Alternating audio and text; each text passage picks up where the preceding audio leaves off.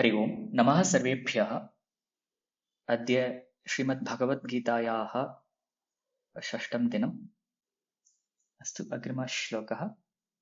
शान्ताकारं भुजगशयनं पद्मनाभं सुरेशं विश्वाधारं गगनसदृशं मेघवर्णं शुभाङ्गं लक्ष्मीकान्तं कमलनयनं योगिभिर्ध्यानगम्यं वन्दे विष्णुं भवभयहरं सर्वलोकैकनाथम्। प्रथमम् आम् अन्वयः यदा कदापि उच्यते प्रथमं तत्र मुख्यक्रियापदम् अथवा कानि क्रियापदानि सन्ति मुख्यानि क्रियापदानि तत् ज्ञातव्यानि। अतः अत्र आम् वन्दे इति क्रियापदं। वन्दे इति वदि जी धातोः उत्तमपुरुष एकवचने वन्दे इति आत्मनेपदिरूपं। तत्र वन्दे आम् क्रियापदमस्य तत्र कर्तृपदं किम्? अहम् इति कर्तृपदम्। अहं वन्दे इत्येव तत्र सम्पूर्णवाक्यस्य बीजम्।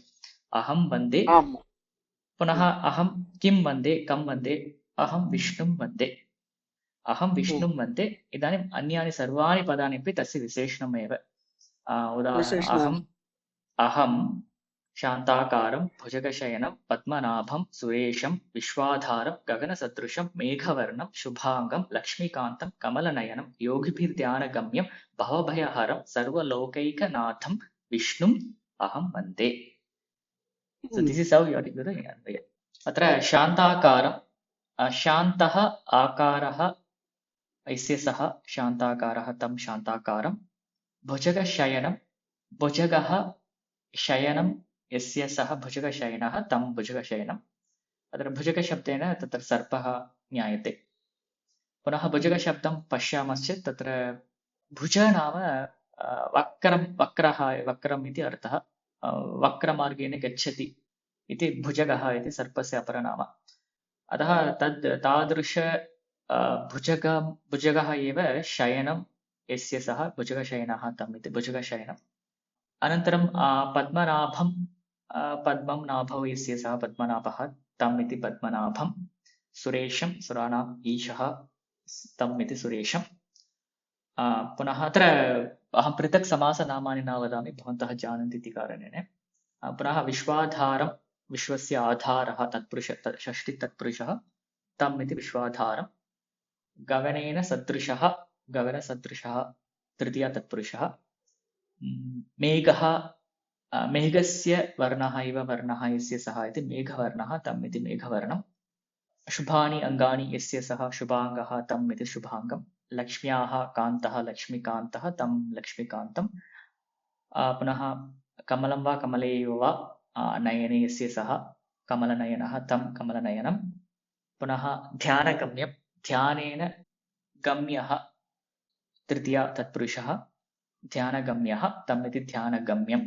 पुनः अत्र गम्यार्थः प्राप्यः इति अर्थः।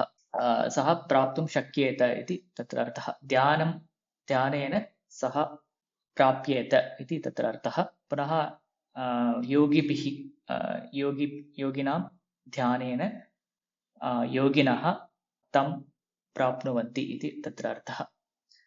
पुनः भवभयहरं पुनः भवस्य भयं भवभयं तद् हरति इति भवभयहरं कृदन्तरूपम्। पुनः अत्र भवभयहरशब्दस्य अर्थः अत्र यथा भवद्वेषिणीम् इत्यत्र वयं दृष्टवन्तः तादृशमेव अत्रापि जन्मनः भयं नाशयति इति तत्र अर्थः। पुनः लोकैकनाथम् अत्र वस्तुतः सर्वेषां लोकानाम् एकः नाथः इति अर्थः भवति तत्र। one lord for all the lokas or all the worlds. So तथा अर्थः भवति।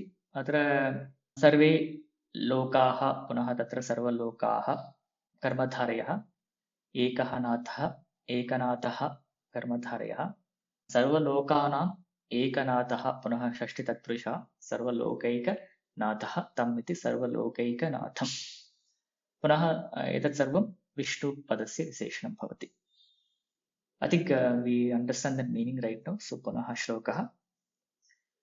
शान्ताकारं भुजगशयनं पद्मनाभं सुरेशं विश्वाधारं गगनसदृशं मेघवर्णं शुभाङ्गं लक्ष्मीकान्तं कमलनयनं योगिभिर्ध्यानगम्यं वन्दे विष्णुं भवभयहरं सर्वलोकैकनाथम्।